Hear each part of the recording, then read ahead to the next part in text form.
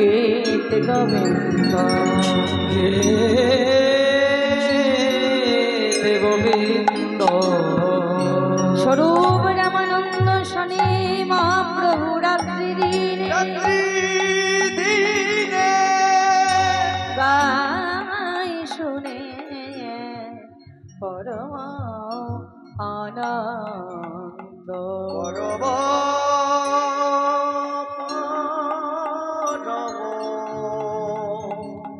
আনন্দ।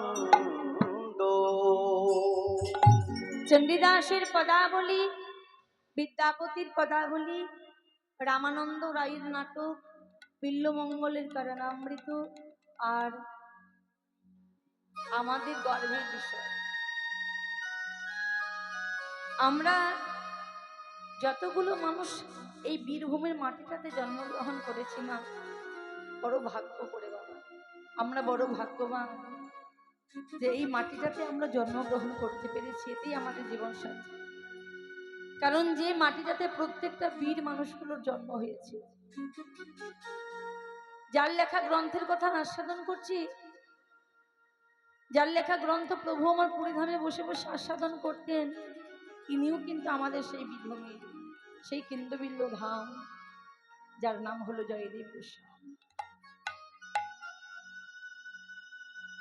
এই 5 জন ভক্তের লেখা গ্রন্থ প্রভু আমার বসে বসে আস্বাদন করতে করতে মনে মনে করলেন যে আগত কলিযুগ অবস্থা খুব খারাপ, এই কলিযুগে উদ্ধার করব কি করে।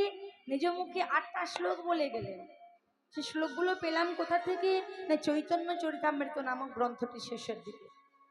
যারা আমরা গ্রন্থ আস্বাদন করি তারা জানি যে চৈতন্য চরিতামৃত বলে একটা গ্রন্থ আছে।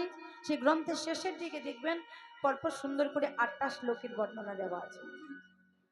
এখন যে শ্লোকটা আস্বাদন করলাম এটা হচ্ছে 3য় নাম্বার শ্লোক। শ্লোকে কি বলছি? চেত দর্পণ মার্জন। চেত মানে হলো চিত্ত, দর্পণ মানে হলো আয়না, আর মার্জনা মানে হলো পরিষ্কার। এই মনোরূপী যে আয়নাটা আছে বাবা, সেটা আগে পরিষ্কার করতে হবে। মন যদি পরিষ্কার না থাকে তাহলে যতই হরি হরি করুন না কেন, সেই হরি ভোজে আর কোনো লাভ হবে না।